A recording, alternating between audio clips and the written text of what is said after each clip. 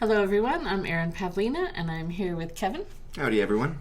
And we've got a question from a reader. Yeah.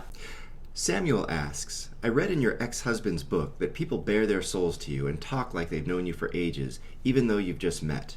How do you do that? What mindset do you carry that causes this to happen? Can you share this with us? Yes, this is something sort of interesting. I thought everybody had this. I thought everybody was doing this.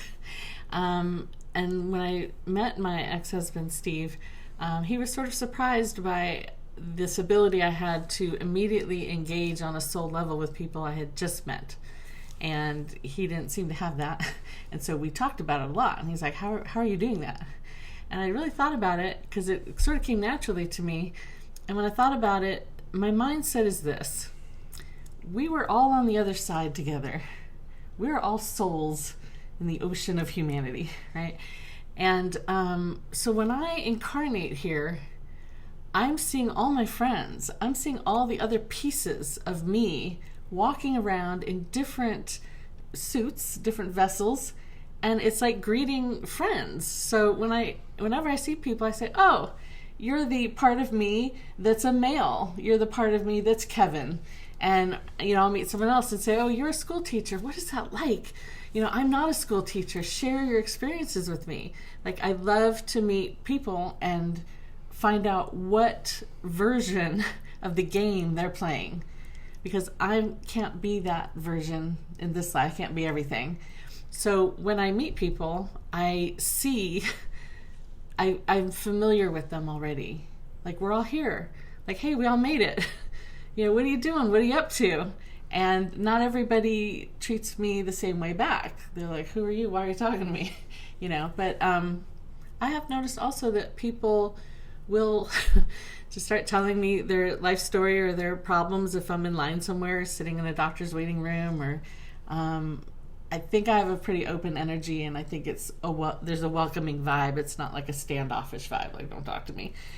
So I do think people open up to me because there's something in their soul that recognizes that we're connected. So something you said in there really piqued my interest.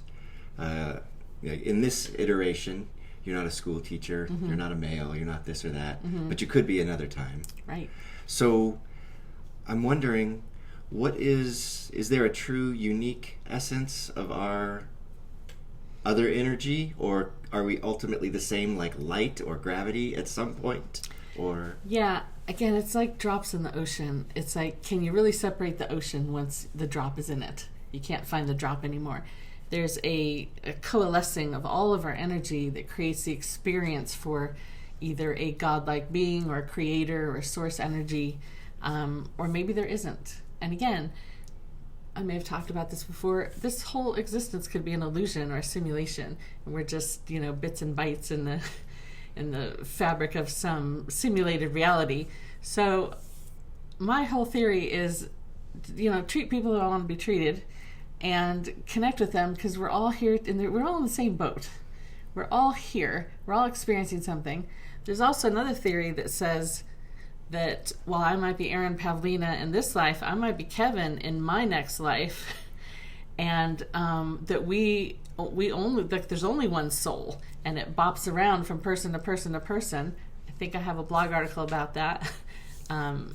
That was a dream I had about Keanu Reeves coming up to me and saying, whoa, you're me and I'm you and I'm him and I'm him. And he had just had this realization. I'm like, what? But there is a theory that states that we're just going to be everybody. And so the thought of that makes me want to treat everybody really well and try to make everybody's life as good as possible, because I might be in that life at some point and I would want someone to help me. Yeah, that seems like, that seems like a great operating principle. And even if it's not true, it's going to feel pretty good. Exactly. Can I share? I think there's a great short story called "The Egg" by Andy Weir, I believe, which talks through that theory very beautifully and succinctly. Oh, neat. Yeah. Yeah. So, be kind to everybody you meet. It might be yourself one day. Thank you, Samuel, for the question.